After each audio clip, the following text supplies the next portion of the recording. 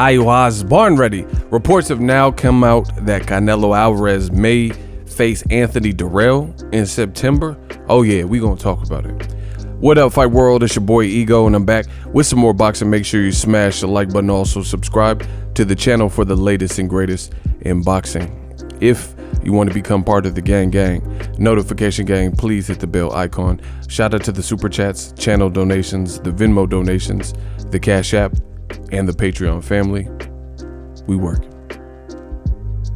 Now head over to Patreon, link in the description. And on Patreon, I'm gonna start putting even more stuff, content shifting over to Patreon or YouTube channel members.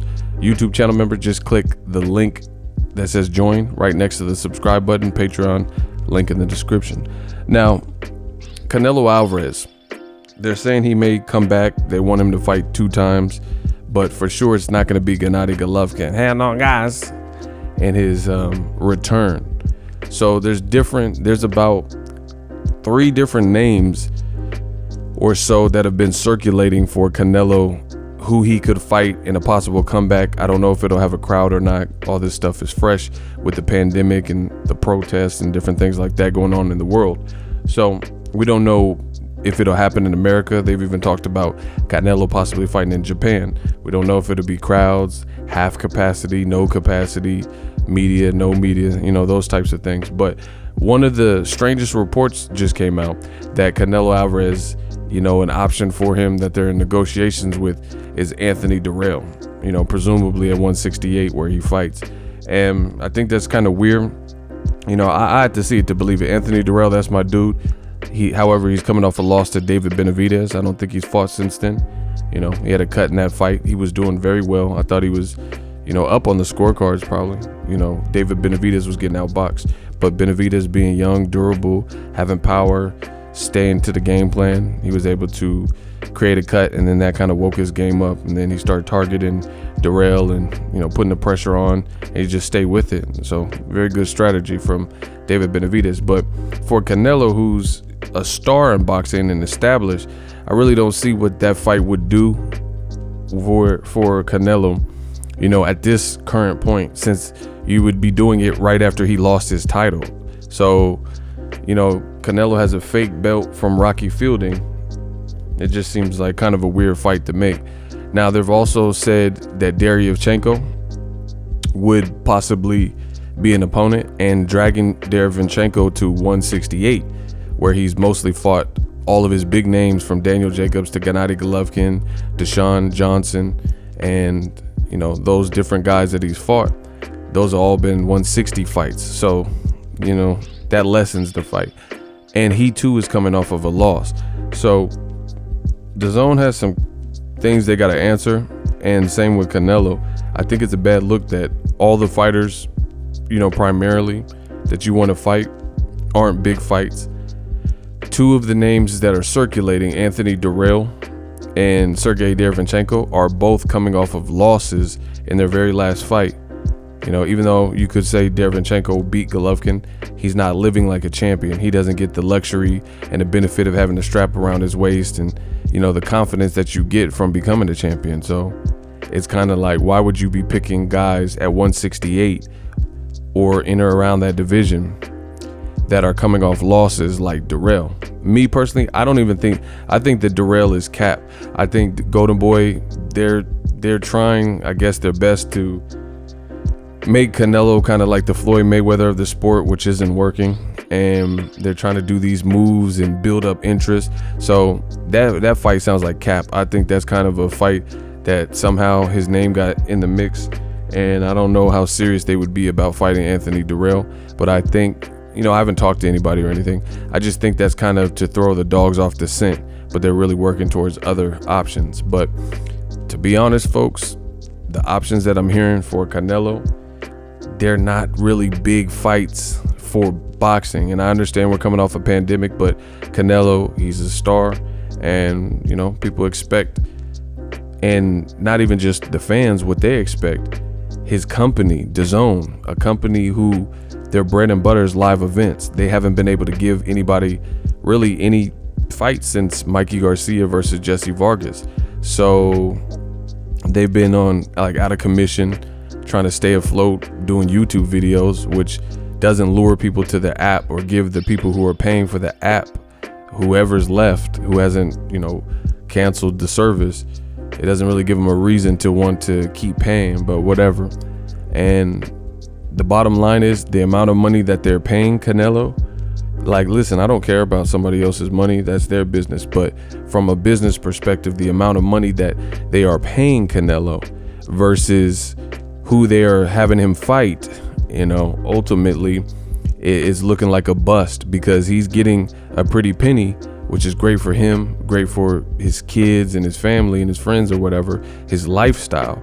But the whole DAZN ship could sink, possibly, if it doesn't have the fan support and the subscription support to keep it afloat, So I feel like Canelo Golovkin is already a fight that I don't really even see too much interest in right now, based on all things current and the fact that Triple G didn't look good in his last fight and Canelo already beat and fought 24 rounds with Golovkin, right?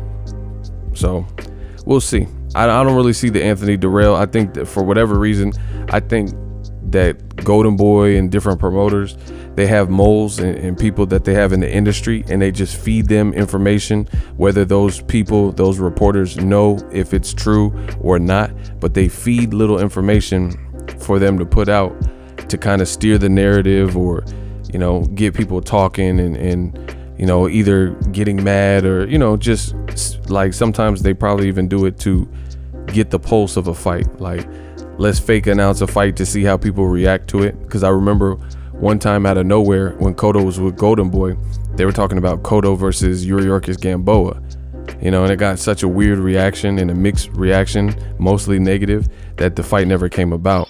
They did the same thing with Terrence Crawford and Luis Collazo, Top Rank, and it was met with kind of jeers, so they never end up making that fight happen, and he ended up fighting somebody else. So I think a lot of times the promoters, they try these little sneaky things to get people to bite, and I guess get new media to bite. I really don't see Anthony Darrell and Canelo next. If I'm wrong, I'll make a video about it, but I don't see that being next. The other options, Ryota Murata possibly in Japan. Billy Joe Saunders was allegedly the guy that never got announced that Canelo was supposed to fight pre-pandemic. They waited forever, and the DAZN curse keeps striking.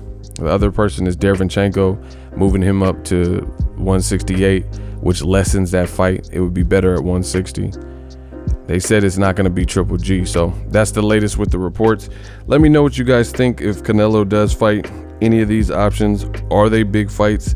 And how long can DAZN sustain these, unless Canelo takes a major cut, which I don't know if he'd be happy about, because contractually, I think it stipulates that he's supposed to be able to deduct a certain amount of money out of his promised purse, as long as the contract is active. So even if you do a fight with Anthony Darrell or Ryota Murata, I mean, what type of interest do you think those fights would draw? Like, even Derevyanchenko, all things considered, he's coming off a loss and he would be moving up in weight. You're not fighting him at his real true weight, where he's giving Golovkin and Jacobs a tough fight. Anyway, sign up for ESPN Plus, link in the description. ESPN Plus, they got a ton of archive fights, Pacquiao fights, UFC fights. In case you missed them, you want to watch them in crispy quality. They have exclusives and behind the scenes. ESPN Plus, you can get it as a standalone app. Also, Amanda Nunes is fighting exclusively this weekend on ESPN Plus, so give it a shot. Use my link. It does help the channel when you guys click on that. And if you want to save even more, get ESPN Plus the bundle. That's ESPN Plus, Hulu, and Disney Plus. All three apps, one price, $12.99. So cop it for the Amanda Nunes fight. That should be a good fight. I'm really checking for Nunes Lioness. I think she's a badass when it comes to women's UFC. So let me know what you guys think of Canelo Alvarez. I was born ready.